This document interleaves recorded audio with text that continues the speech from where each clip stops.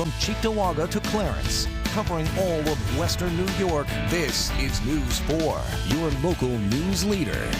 The Buffalo Police Department needs to act on it because it's quite apparent that things were done that night that shouldn't have been done. I think there needs to be a continuation to determine what happened that night with the City of Buffalo Police Department. They cannot sweep it under the rug and think it's just going to disappear.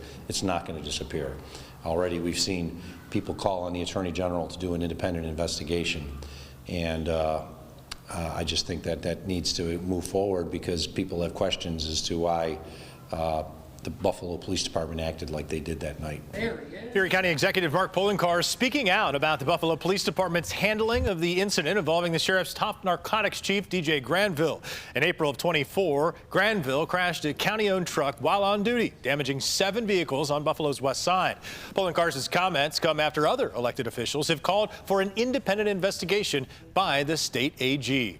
Now, those calling for an independent investigation include Erie County Legislator Tim Myers. Chairman, thank you for joining us. Thanks for having me. All right, so let's get into this. Yep. I guess just give us your most recent thoughts on this entire situation. We know he was put on administrative leave, but he will not lose his job. It was unpaid. Yep. My first thoughts are that I understand the special prosecutor from Erie County had a job to do, but his hands were tied. The information he had was a year old, and there was only so many things that he could do. The troubling part comes out of this. There's more questions than answers after everything has come out. You know, I try to gauge my views on the public because I've said in the past here that I think the residents of Erie County are a pretty smart electorate, and they're not buying it. You know, that something smells fishy to them. You know, we've heard about, you know, we see deadly force incidents and body cam footage comes out a day or two later. Here we are 2 years later, and we have no body cam footage. They said it was recorded over. How does this happen? We have municipalities that have spent millions of dollars backing up body cam footage, backing it to the cloud, and we don't have it. You know, we also hear talks about restitution. You know, well, to me, the question that I have: what does that restitution look like? Is it the damage? Are we talking about the paid administrative leave that he was on? A county-owned vehicle that was auctioned off for $5,000 with a worth of $15,000.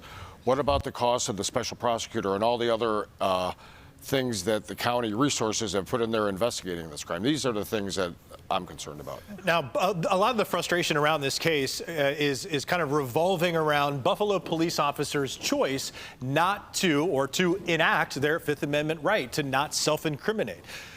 They have chosen, as a result, according to Brian Seaman, the Niagara County DA, they won't talk because they won't self-incriminate. That is a frustration among people like Mark Poloncarz, among people like yourself, among many other people who have spoken out over the past couple of weeks.